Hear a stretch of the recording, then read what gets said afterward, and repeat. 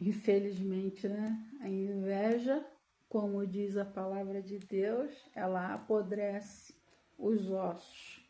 Nós estávamos gravando ao vivo e a conexão foi cortada.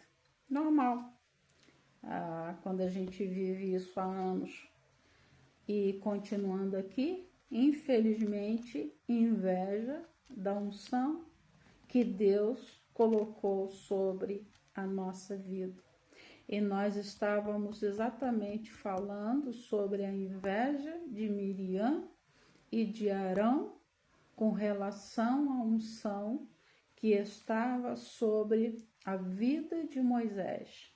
A unção de autoridade sobre o povo, a unção de profeta de boca de Deus, simplesmente porque Deus falava com Moisés face a face, como se fala com um homem.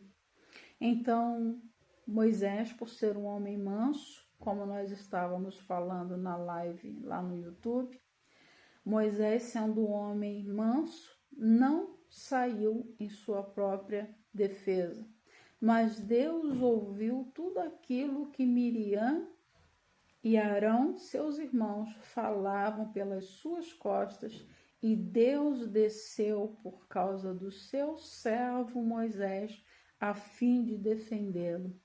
Então Deus chega e chama a Miriam, a Arão e a Moisés para um particular com ele. Então, no versículo 5 de Números 12, diz o seguinte: Então desceu o Senhor na coluna de nuvem e se pôs à porta da tenda, depois chamou a Arão e a Miriam, e eles se apresentaram. Então disse: Ouvi agora as minhas palavras. Se entre vós há profeta, eu, o Senhor, a ele me faço conhecer, ou falo com ele em sonhos. Não é assim com meu servo Moisés, que é fiel em toda a minha casa. Boca a boca falo com ele claramente e não por enigmas, pois ele vê a forma do Senhor. Como, pois, não temeis falar contra o meu servo, contra Moisés? Então, Moisés, pela sua mansidão, que é uma característica própria do Espírito Santo de Deus, ele não abre a boca sequer para se defender das acusações dos seus irmãos, mas o próprio Deus saiu em sua defesa e começa a falar com Arão e com Miriam. Se eu quiser, eu falo com os profetas em sonhos, eu falo com os profetas em visões, eu faço conhecer a minha vontade através dos profetas, os meus servos, mas com Moisés é diferente, porque Moisés é fiel em toda a minha casa. Além da unção específica dada por Deus que estava sobre Moisés, tinha também o quesito humano, que é a fidelidade. Então, a forma de Deus usar cada um de nós vai depender de particularidades, vai depender da maneira como é a nossa comunhão com Deus, como é a nossa intimidade com Deus. E Deus pergunta para Arão e para Miriam: como vocês não temem falar contra o meu servo Moisés? A melhor coisa que nós temos a fazer quando pessoas se levantam contra nós é deixar nas mãos de Deus, porque com certeza Deus vai defender a nossa vida, Deus vai defender os nossos posicionamentos por conta da nossa fidelidade. E Deus defendeu ali Moisés diante de seus irmãos que estavam acusando ele. E a ira do Senhor contra ele se acendeu e retirou-se. Então, muitas pessoas falam assim: Deus é amor. Sim, Deus é amor. Mas Deus, ele não compactua com a injustiça. Deus não compactua com as pessoas que se levantam contra os seus ungidos aqui na terra. E a Bíblia diz que a ira de Deus se acendeu. Uma coisa eu posso falar de muitas experiências: não queira que a ira de Deus se acenda contra a sua vida, porque as consequências serão terríveis, assim como nós vamos ver aqui. A ira de Deus se acendeu, a nuvem afastou sobre a tenda, e eis que Miriam se achou leprosa, branca como a neve. E olhou Arão para Miriam, e eis que estava leprosa. A irmã de Moisés, por causa da inveja da unção que estava sobre Moisés, acabou adquirindo uma lepra, uma doença na pele, e ela ficou toda esbranquiçada. Por que Deus permitiu que viesse uma lepra e que ela ficasse, por conta da lepra, toda esbranquiçada? Ela, talvez no seu coração, isso não está explícito na Bíblia, mas tivesse um preconceito quando Moisés tomou por esposa uma mulher negra. Então Deus fez com que ela ficasse o oposto, por causa da inveja que brotou no coração dela e por causa dos questionamentos que ela havia feito por conta da decisão de um homem que falava com Deus face a face. Que privilégio maravilhoso Moisés tinha de falar a Deus como se fala cara a cara, ser humano com ser humano. Moisés via a Deus como nós vemos uns aos outros. E isso não é para todos, isso é para alguns. A Bíblia diz que a intimidade do Senhor é para aqueles que o temem. Então Moisés era um homem muito temente a Deus e tinha o cuidado de fazer tudo conforme Deus mandava que ele fizesse. Então disse Arão a Moisés: Ai, Senhor meu, não ponhas, te rogo, sobre nós este pecado, pois loucamente procedemos e pecamos. Arão, ao ver as consequências sobre a vida da irmã dele, Miriam, ele se arrepende e ele pede perdão. Não deixe, não coloque sobre nós esse pecado, pois loucamente procedemos. Ele admite que ele fez uma loucura ao se levantar contra a unção que estava sobre a vida de seu irmão. Ora, não seja ela como um aborto que, saindo do ventre de sua mãe, tem a metade de sua carne já consumida. Moisés clamou ao Senhor, dizendo: ó Deus, eu rogo-te que a cures.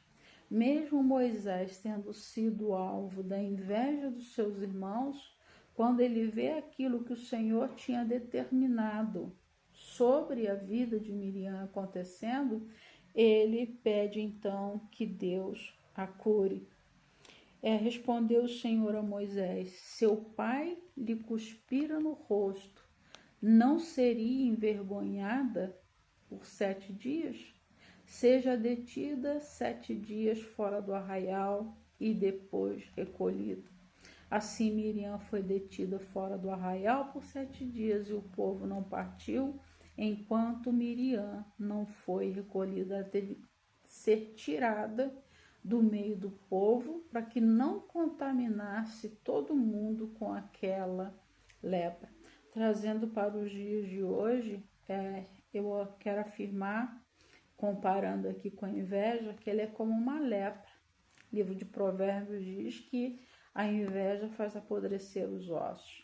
E a inveja que de Miriam fez com que a carne dela fosse toda consumida por uma lepra. Hoje seria a hanseníase, que tem tratamento. Naquele tempo, só mesmo por um milagre, para que Deus fizesse a limpeza da lepra que veio sobre o corpo de Miriam por causa da inveja dela e do seu irmão a respeito de Moisés, levantado por Deus com um propósito específico para conduzir o povo de Israel em direção à terra prometida por Deus. Nós vamos dar um pulinho agora, falando sobre Moisés, sobre a questão da inveja, da liderança dele. E como nós falamos no Novo Testamento, Deus escolhe a cada um para um propósito específico. Deus tem um momento certo para levantar pessoas para exercerem autoridade e liderança sobre o seu povo. Passa então esse tempo da liderança de Moisés, onde Deus faz maravilhas, onde Deus se manifesta no meio do seu povo, mas por determinadas atitudes do povo de Israel, Deus permite que aquele povo passe 40 anos pelo deserto.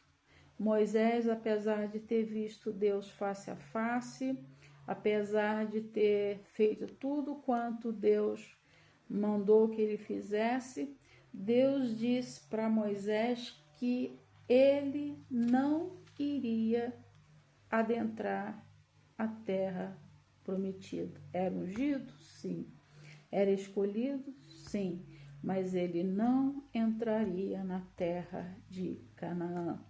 E naquele período em que o povo estava passando pelo deserto, a Bíblia diz que depois da morte de Moisés, Deus levanta outro homem. E esse homem se chama Josué. Josué capítulo 1 vai falar para a gente o seguinte: sucedeu, pois, depois da morte de Moisés, servo do Senhor, que este falou a Josué, filho de Num, servidor de Moisés, dizendo. É interessante, né? Como Deus ele fala com cada um de uma maneira. Nós não podemos julgar ou subjugar a maneira como Deus fala com cada um dos seus servos. Moisés, meu servo, é morto. Dispõe-te agora e passa esse Jordão, tu e todo este povo, a terra que eu dou aos filhos de Israel. Moisés morreu, mas não foi por causa da morte de Moisés, daquele que tinha tanta intimidade com Deus, que a obra parou. E Deus nunca vai parar a sua obra por causa de uma ou outra pessoa. Deus é aquele, como diz em Daniel, que ele destrona reis e ele estabelece reis.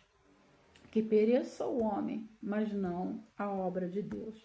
Se for preciso, Deus tira um e coloca outro, mas a obra dele, as promessas dele, os propósitos de Deus nunca vão parar por causa da morte de uma pessoa ou por causa da retirada de uma determinada pessoa da função que havia sido levantada por Deus para um determinado tempo e para um determinado propósito. Então Deus chama a Josué e fala: todo lugar que pisar a planta do vosso pé tenho lhe dado, como eu prometi a Moisés. Desde o deserto e o Líbano até o grande rio Eufrates, toda a terra dos heteus e até o mar grande, para o poente do sol será o vosso limite. Achei interessante quando ele fala aqui sobre a extensão das terras que Deus daria ao seu povo por intermédio da direção de Josué, é que Deus fala até o poente do sol. Quando nós estamos em regiões litorâneas, é fácil nós virmos, né, no mar a linha do horizonte. E eu acredito que o poente do sol seja aquela linha que fale sobre o infinito. Tamanha era a grandeza e o espaço do lugar onde Deus colocaria o seu povo. Então passa pelo Jordão, passa pelo Rio Jordão, tu e esse povo, a terra que eu dou aos filhos de Israel. Então Deus diz que todo lugar que ele colocasse a planta dos pés dele seria dado a ele. É uma promessa que Deus fez a Moisés, e apesar de Moisés não ter desfrutado das promessas, Deus diz aqui para Josué que cumpriria através dele todas as promessas feitas no tempo e no governo de Moisés. Mas nós podemos ver também que a unção que estava sobre a vida de Moisés era uma unção específica, e eu consigo olhar mais como uma missão espiritual. Já com a vida de Josué, eu vejo uma unção de estratégia, uma unção de guerra, porque Josué era um general de guerra, era um estrategista de guerra. Moisés era manso, foi para um determinado tempo onde o povo fez diversas vezes com que a ira de Deus se acendesse contra ele. E eu fico imaginando se Moisés não fosse um líder manso, o povo todo seria consumido por diversas vezes.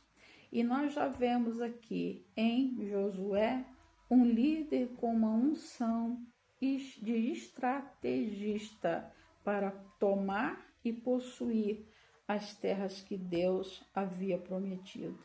E Deus então chama Moisés e faz algumas promessas para ele. Interessante que o sucessor de Moisés não é ninguém da sua família.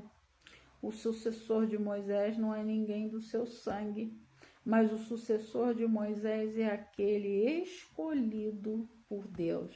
E Deus também faz promessas a esse sucessor de Moisés, e diz o seguinte no versículo 5, Josué 1:5: ninguém te poderá resistir todos os dias da tua vida, como fui com Moisés, assim serei contigo, não te deixarei e não te desampararei. Deus promete que estaria com ele como esteve com Moisés. Mas Deus manda ele se dispor, manda estar à disposição, a estar pronto. Então nós entendemos que Deus, ele quer nos usar para grandes feitos aqui na terra, mas ele precisa da nossa disposição, ele precisa da nossa entrega, e ele precisa que nós entendamos o propósito que ele tem para nós naquele tempo. Não te deixarei e nem te desampararei. Que promessa maravilhosa para um líder de Deus! Quando ouve isso, eu não vou te deixar e eu não vou te desamparar. Assim como eu fui com meu servo, eu serei contigo. Mas ser forte e corajoso, porque tu farás a este povo herdar a terra que sob juramento prometi dar a seus pais. Tão somente ser. Então Deus começa a dar as condições. Ele promete, ele dá a sua palavra do que lhe compete. Mas ele então começa a partir de agora, no versículo 7, falar sobre a parte que cabe a Josué. Deus derrama uma unção específica para que nós possamos fazer aquilo que está no seu coração, mas nós também temos a nossa parcela, a nossa participação. E ele diz assim: tão somente ser forte e muito corajoso para teres o cuidado de fazer segundo toda a lei que Moisés te ordenou, e dele não te desvies nem para a direita, nem para a esquerda, para que sejas bem-sucedido por onde quer que andares. Então, essa era a parte exigida por Deus a Josué, que ele não se desviasse das palavras de Deus nem para a direita e nem para a esquerda. Nós costumamos dizer que se Deus mandar a gente ir 50 centímetros para a nossa direita, nós não podemos ir 20 centímetros para a nossa esquerda, porque Deus tem compromisso com aquilo que sai da tua boca. Ele tem compromisso com aquilo que ele prometeu. E enquanto nós formos fiéis a tudo que Deus nos fala, certamente Deus será fiel e estará conosco por onde quer que nós andarmos. No versículo 8, não cessas de falar deste livro da lei, antes medita nele dia e noite, para que tenhas cuidado de fazer-se tudo quanto nele está escrito. Então farás prosperar o teu caminho e serás bem-sucedido. Apesar de Josué ser um general de guerra, havia uma legislação, havia uma lei espiritual e ele deveria ser fiel a essas leis espirituais dadas a Moisés. Então, a fidelidade dele, apesar dele ser um estrategista de guerra, existia uma lei maior que operava sobre a vida dele, acima de toda capacidade, acima de toda engenharia que ele pudesse possuir para a época, como homem, né, de guerra que ele era. Acima de todas as estratégias deveria estar a orientação e a direção de Deus. Por mais que nós sejamos bons naquilo que nós fazemos aqui na Terra, nós não podemos simplesmente esperar ou tentar fazer tudo na nossa força, na nossa sabedoria, na nossa capacidade. Nós devemos estar sempre na dependência do nosso Deus. Não te mandei eu ser forte e corajoso, não temas e nem te espantes, porque teu Deus é contigo por onde quer que andares. Por que Deus faz essas promessas para Josué? Porque ele, estando à frente do povo como um general de guerra, grandes seriam os temores que ele haveria de enfrentar por conta dos inimigos do povo de Deus. Ele tinha uma ordem de entrar e possuir uma terra que não estava vazia. A terra estava habitada por outras pessoas e por pessoas que eram inimigos do povo de Deus. Mas Deus promete para Josué que estaria com ele por onde quer que ele andasse. Quando nós temos certeza de quem nós somos, quando nós temos certeza de quem está conosco, de quem vai adiante de nós, nós não tememos o ataque dos nossos inimigos, porque maior é aquele que nos fez a promessa do que aqueles que se levantam contra nós. Então, Josué, ele começa a agir, ele começa a exercer a sua função de líder do povo de Israel e vai usando aí, daí para frente, as suas estratégias de homem de guerra. No capítulo 2, a gente vai ver ele mandando espias a Jericó, e esses espias foram para conhecer, para sondar o território do inimigo que eles iriam entrar e eles iriam atacar para tomar aquela terra que Deus havia prometido a eles. Mas talvez pode surgir uma pergunta: se Deus prometeu, por que eles teriam que lutar? Jesus fala que o reino de Deus é tomado à força. As coisas de Deus não vêm fáceis para a nossa mão, porque existem guerras que os nossos olhos humanos não enxergam. E é aí que entra a necessidade de nós estarmos completamente embasados nas leis espirituais. Nós precisamos estar ligados na parte espiritual da função terrena que Deus nos mandou fazer. Porque tudo o que acontece aqui na Terra, ela tem primeiro uma ação no mundo espiritual. E por que a gente fala sobre isso? Por que nós temos tanta convicção? Tanto é que o próprio Deus diz para ele: tenha cuidado de fazer tudo conforme está escrito no livro da lei. Ou seja, os parâmetros de Josué deveriam ser espirituais, mesmo quando ele estivesse nas batalhas da carne, nas batalhas humanas, onde ele teria que usar espada, onde ele teria que colocar os seus soldados na sua frente e ele haveria de dar então o direcionamento. Mas antes disso tudo, passava por uma obediência às leis espirituais estabelecidas por Deus para a vida dele. E é interessante que a gente vai para o capítulo 5 de Josué e fala o seguinte: sucedeu que, ouvindo todos os reis dos amorreus que habitavam deste lado do Jordão ao ocidente, e todos os reis dos cananeus que estavam ao pé do mar, que o Senhor tinha cercado as águas do Jordão de diante dos filhos de Israel, até que passamos, desmaiou-lhes o coração, e não houve mais alento neles por causa dos filhos de Israel. Enquanto Josué fosse guiado por leis espirituais, Deus se responsabilizava por aquilo que fosse impossível aos olhos humanos.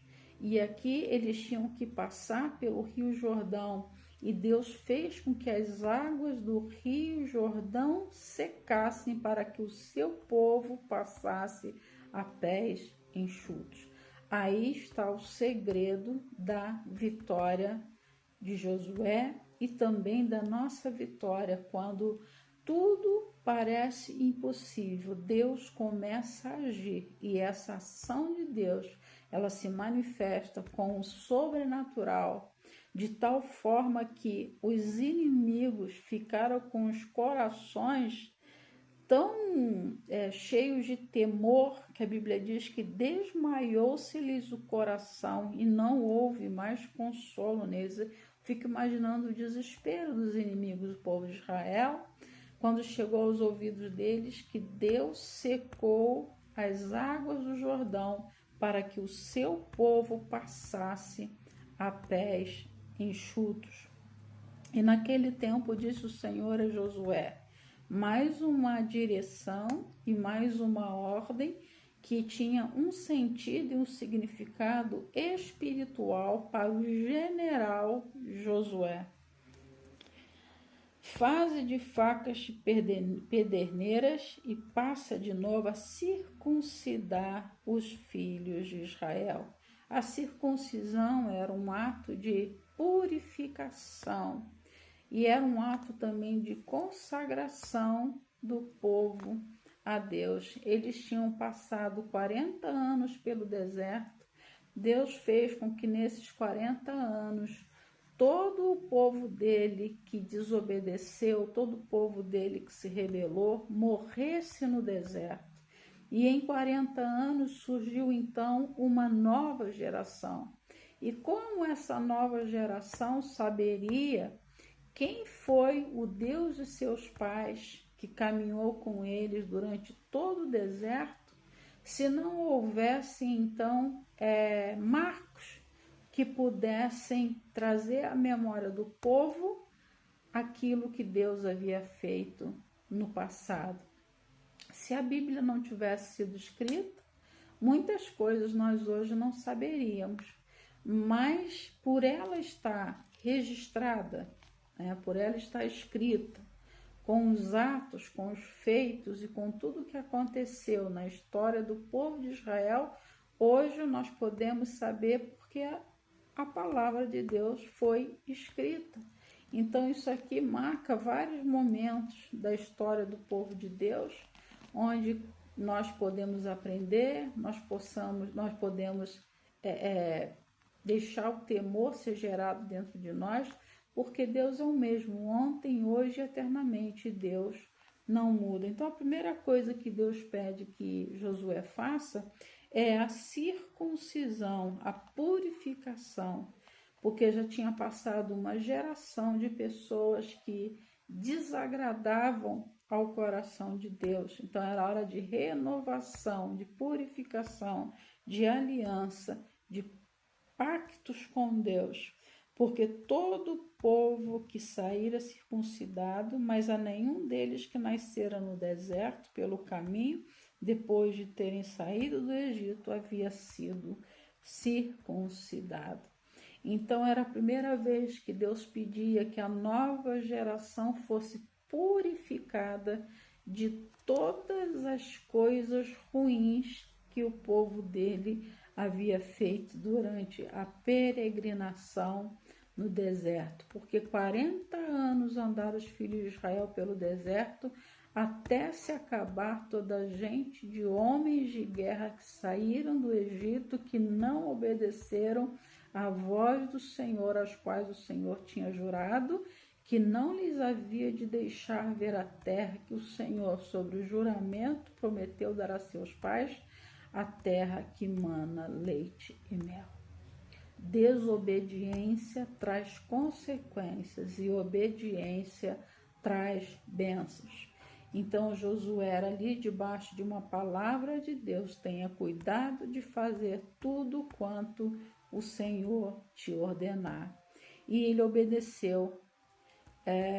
Tendo sido circuncidados, toda a nação ficaram no seu lugar no arraial até que sararam. Era um processo doloroso, né? A questão da circuncisão, nós não vamos entrar nesse assunto. Mas então eles ficaram ali no arraial, acampados, até que todos ficaram sarados. Agora nós vamos puxar mais um pouquinho adiante, em Josué, capítulo 13, para ver que a unção que estava sobre um não é a mesma que estava sobre o outro. Nós vemos que com Moisés Deus falava face a face, e isso despertou a inveja de Arão e Miriam. E aqui nós vamos ver então a forma que Deus fala com Josué, o sucessor de Moisés. Estando Josué ao pé de Jericó, levantou os olhos e olhou.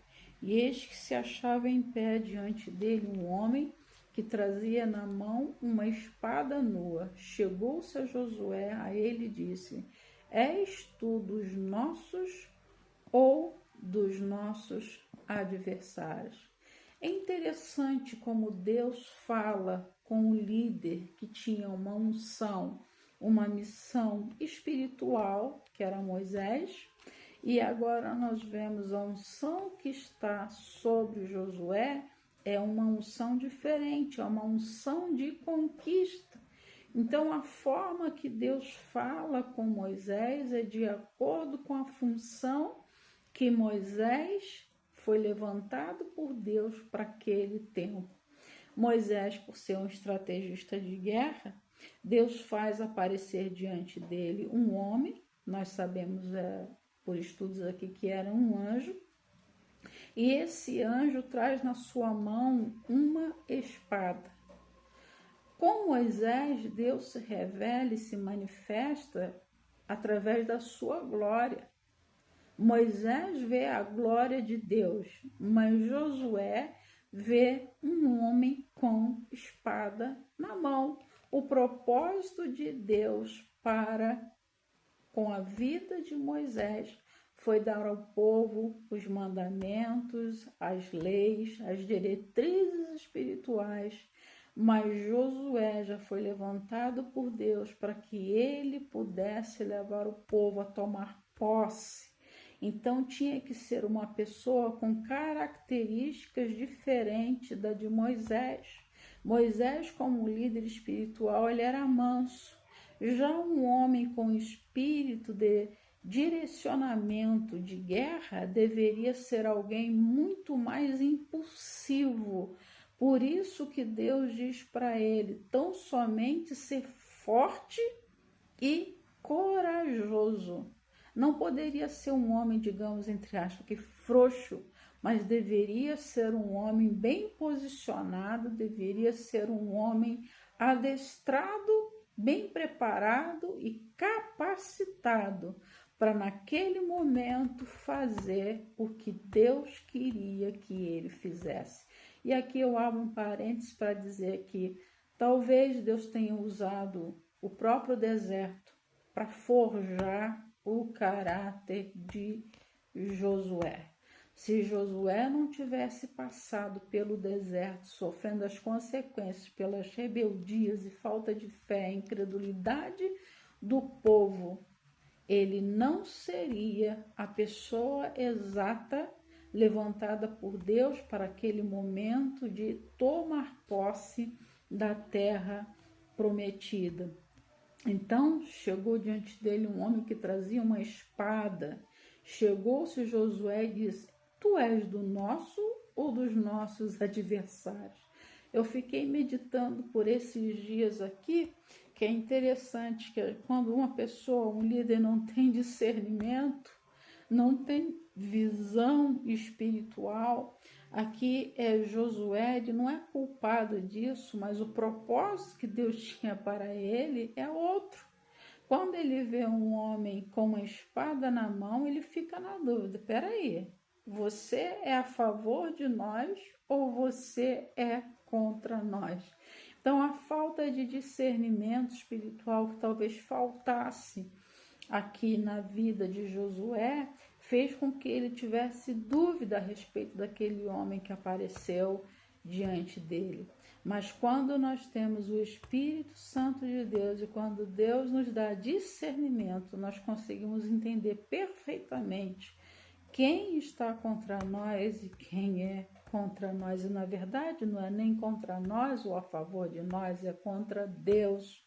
E Jesus ele fala o seguinte: quem não é por mim é contra mim, e quem comigo não ajunta, espalha.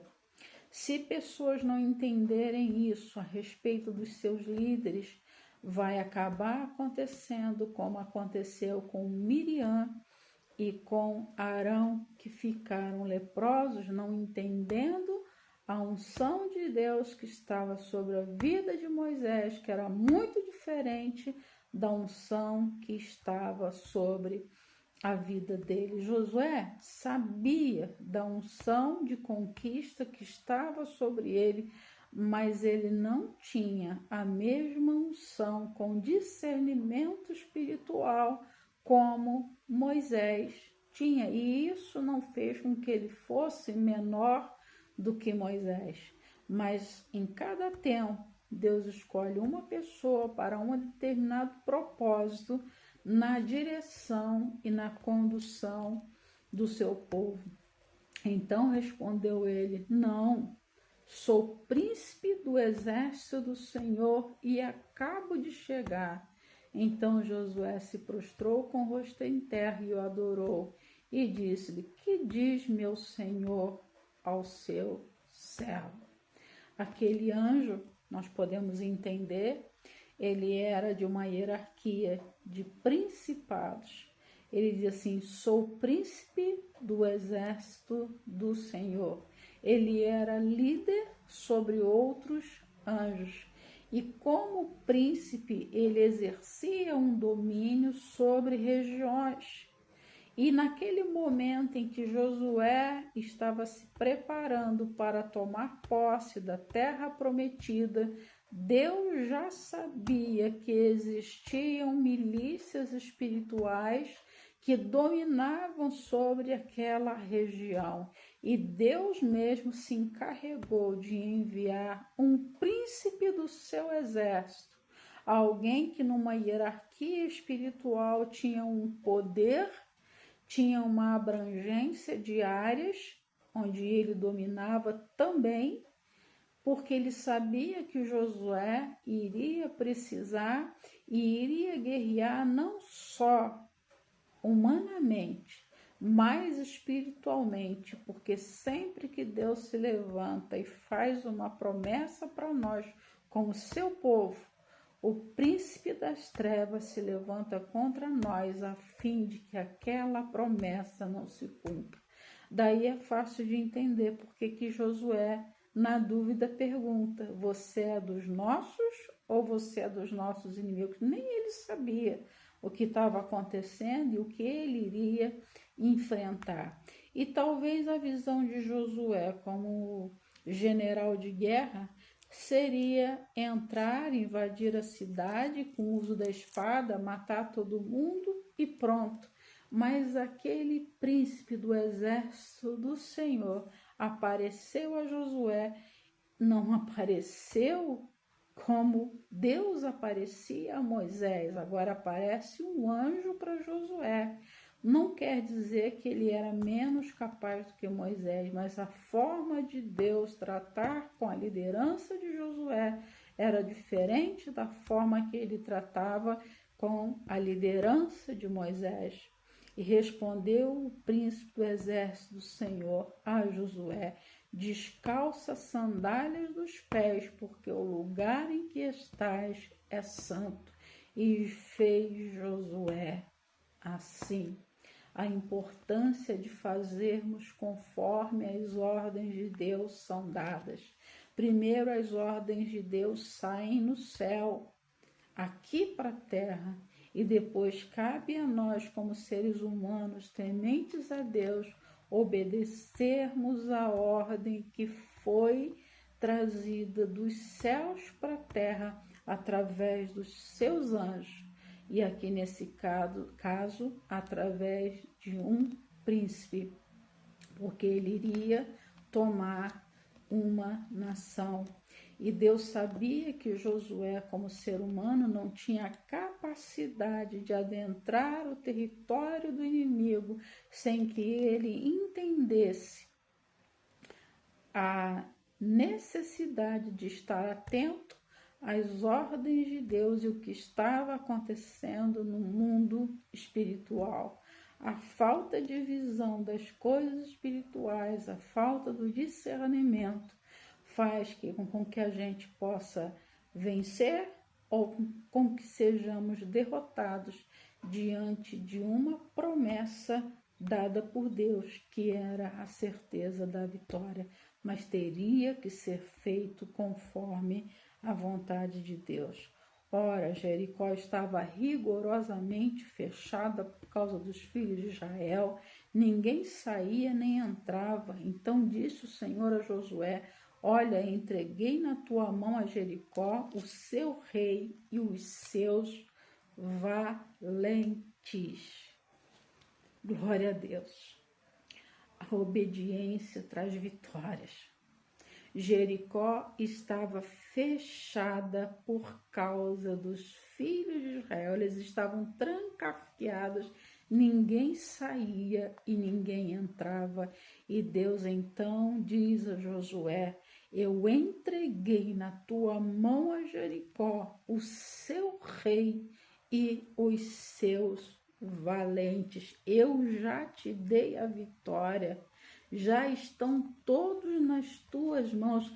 Tenha somente o cuidado de fazer conforme tudo quanto o Senhor ordena. Essa foi a palavra de Deus dada a Josué. E a certeza de que a vitória já estava ganha, a terra já seria deles. Então ali o anjo do Senhor, o principado espiritual, vai direcionando a Josué. Talvez se Josué fosse pelas estratégias dele de guerra, seria completamente diferente. E agora nós vamos ver que do Senhor é a guerra e ele faz como ele quer. Mesmo sem espada, mesmo sem as armas humanas, Deus vai mostrar aqui, através desse livro de Josué, como que o Senhor dá a guerra, dá a vitória ao seu povo em guerras onde ele já prometeu a vitória.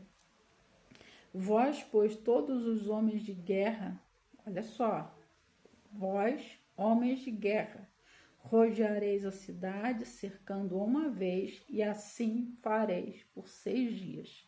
Deus não mandou que esses homens de guerra tirassem suas espadas, invadissem Jericó e saíssem matando todas as pessoas que estavam ali. Deus apenas disse o seguinte: por 6 dias vocês vão rodear a cidade. Agora entra a parte espiritual dos sacerdotes. Os homens de guerra iriam passar em volta da cidade por 6 dias. Homens de guerra, prestem atenção, iriam rodear. Entra a parte espiritual. 7 sacerdotes levarão 7 trombetas de chifre de carneiro diante da arca, No 7º dia rodeareis a cidade 7 vezes, os sacerdotes tocarão as trombetas. A parte dos homens de guerra, rodear por 6 dias. A parte espiritual dos sacerdotes, que deveriam ser 7 sacerdotes. Às vezes a gente não entende, mas com Deus essa parte de números ela tem uma importância muito grande. Assim como a Bíblia fala sobre os 7 Espíritos de Deus, né, as 7 manifestações do Espírito de Deus, não que existam 7 Espíritos, mas as manifestações do Espírito Santo de Deus. Ele fala aqui que 7 sacerdotes, 7 trombetas, e no 7º dia rodeareis a cidade 7 vezes. Então isso aqui fala da perfeição de Deus, e assim como Deus mandou 7 sacerdotes, 7 trombetas, 7 dias. E no 7º dia vão rodear 7 vezes a cidade. Fazer tudo conforme o Senhor manda. Este é o segredo da vitória de um líder temente a Deus. Eu não devo fazer segundo aquilo que eu acho. Eu não devo fazer segundo aquilo que eu penso. Eu não devo fazer segundo a opinião de homens que vêm sobre os nossos ouvidos, falar, faça isso, faça aquilo, deixe fazer isso ou deixe fazer aquilo, mas nós temos que aprender como líderes chamados por Deus para esse tempo, a fazermos tudo conforme o Senhor nos ordenar, não conforme nossas habilidades, não conforme a nossa sabedoria, não conforme as nossas estratégias, mas de acordo com a vontade de Deus. E será que tocando longamente a trombeta de chifre de carneiro, ouvindo voz o sonido dela, todo o povo gritará com grande grito, o muro da cidade cairá abaixo, o povo subirá nele, cada qual em frente de si. Aqui nessa época não existia um conhecimento explícito sobre as leis da física, mas nós sabemos que o que aconteceu ali foi algo completamente que pode ser explicado pela física que nós conhecemos hoje. O pessoal não iria tomar a cidade na força das suas mãos, mas Deus faria com que as estruturas da cidade, as estruturas físicas, fossem abaladas através do grito do povo de Deus. Então eles teriam que seguir rigorosamente, e quando Deus manda que nós façamos algo, não cabe a nós questionarmos, apenas obedecer. A obediência, na obediência não cabe questionamento, apenas a execução.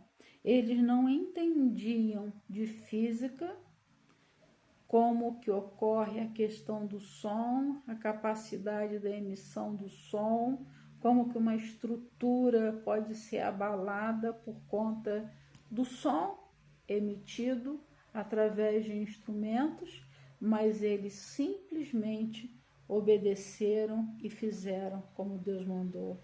Então Josué, filho de Num, chamou os sacerdotes e disse: levai a arca da aliança, e 7 sacerdotes levem 7 trombetas de chifre de carneiro adiante da arca do Senhor. Então, olha só, ele fala sobre mais uma ordem, a arca da aliança que carregava a tábua dos 10 mandamentos que Deus havia dado a Moisés, e disse ao povo: passai e rodeai a cidade, e quem estiver armado, passe adiante da arca do Senhor. Aí aqui então ele dá a ordem para o pessoal de guerra ir à frente, e na retaguarda deles a arca da aliança do Senhor. Ou seja, mesmo que nós estejamos na frente de batalhas terríveis, na nossa retaguarda, no nosso resguardo, nós devemos estar respaldados por aquilo que saiu da boca de Deus e por aquilo que está escrito na palavra do Senhor, os seus mandamentos para nós. Se nós estivermos respaldados pela palavra de Deus, pelos mandamentos de Deus, ninguém poderá nos resistir todos os dias da nossa vida. Assim foi que, como Josué dissera ao povo, os 7 sacerdotes com as 7 trombetas de chifre de carneiro diante do Senhor, passaram e tocaram as trombetas, e a arca da aliança do Senhor os seguia. Os homens armados iam adiante dos sacerdotes que tocavam as trombetas. A retaguarda seguia após a arca e as trombetas soavam continuamente. Estão vendo que Deus ele estabelece parâmetros e Deus estabelece então uma ordem, uma organização. E eu pergunto, por que as coisas de Deus hoje em dia são feitas de qualquer maneira, dão qualquer nota, mas quando nós olhamos para o Velho Testamento, o nosso Deus é um Deus de estratégia e é um Deus organizado. Deus usa as ferramentas humanas, sim, mas as ferramentas humanas devem estar resguardadas pelas ferramentas espirituais. Os homens com as armas iam na frente, os sacerdotes iam tocando as trombetas, e atrás deles a arca e as trombetas tocavam continuamente. Porém, ao povo ordenaram Josué, dizendo: não gritareis, nem fareis ouvir a vossa voz, nem sairá palavra alguma da vossa boca, até um dia em que eu vos diga: gritai, e então gritareis. Que interessante, por 6 dias o povo só iria rodear a cidade silenciosamente. E eu digo a vocês que tem guerras que nós não vencemos no grito. Tem guerras que nós vencemos no silêncio, porque quem gritará por nós é o Senhor, como foi no caso de Moisés com relação aos seus irmãos que se levantaram contra ele. Moisés, por ser manso, não fez nada, mas o Senhor ouviu o que Miriam e Arão falavam pelas costas dele. E aqui então Josué, já nessa outra fase de tomada da terra, tomada da possessão, da promessa de Deus, ele diz para o povo: 6 dias vocês vão passar por Jericó silenciosamente. Muitas pessoas, ao serem atacadas pelos inimigos, vão dar seus gritos em redes sociais e se esquecem de que quando do Senhor é a guerra, os inimigos virão ao chão, não na força de Deus, não pelas armas humanas, mas pelo poder de Deus. Assim, a arca do Senhor rodeou a cidade, contornando-a uma vez. Entraram no arraial e ali pernoitaram. Levantando-se Josué de madrugada, os sacerdotes levaram de novo a arca do Senhor. Os 7 sacerdotes que levavam as 7 trombetas de chifre de carneiro diante da arca do Senhor iam tocando continuamente. Os homens armados iam adiante deles e a retaguarda seguia após a arca do Senhor, enquanto as trombetas soavam continuamente. E eles foram fazendo assim, conforme o Senhor havia dito.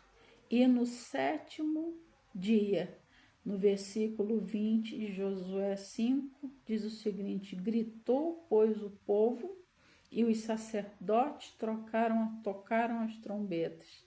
Tendo ouvido o povo o sonido da trombeta e levantando grande grito, ruíram as muralhas, e o povo subiu à cidade, cada qual em frente de si, e tomaram tudo quanto que havia na cidade, destruíram totalmente a fio da espada, tanto homens como mulheres, tanto meninos como os velhos, também bois, ovelhas e jumentas. No versículo 26 fala o seguinte: naquele tempo, Josué fez o povo jurar e dizer: maldito diante do Senhor seja o homem que se levantar e reedificar essa cidade de Jericó. Com a perda do seu primogênito, lhe porá os fundamentos e a custa do mais novo as portas. Nós vemos que essa palavra aqui, essa palavra de maldição contra a cidade de Jericó, mais para frente ela se cumpre, porque Deus havia determinado que ninguém mais reconstruiria Jericó. E quando alguém tentou reconstruir fora da vontade de Deus e contra aquilo que tinha saído da boca de Deus, aconteceu exatamente o que Josué tinha falado, não por si mesmo, mas porque Deus usou a sua boca, que quem reedificasse a cidade de Jericó teria o seu filho primogênito morto. E assim sucedeu mais para frente. Nós não vamos deter nessa questão, porque teríamos que ler vários outros textos, mas o versículo 27 diz assim: assim era o Senhor com Josué, e sua fama corria por toda a terra. As promessas de Deus, elas se cumprem uma a uma, e só depende da nossa obediência, da nossa disposição, da nossa força de vontade, que nós venhamos a exercer o nosso querer, o nosso desejo de fazer a tudo conforme o Senhor nos fala. E nós devemos entender que Deus trabalha com cada um de uma maneira. E quem somos nós para termos a presunção de achar que Deus só faz algo do nosso jeito, com a nossa vida e da maneira que nós pensamos? A diversidade de dons e a diversidade de ministérios. O que acontece é que para cada tempo, no meio do povo de Deus, segundo o seu propósito, ele levanta um líder com uma unção específica.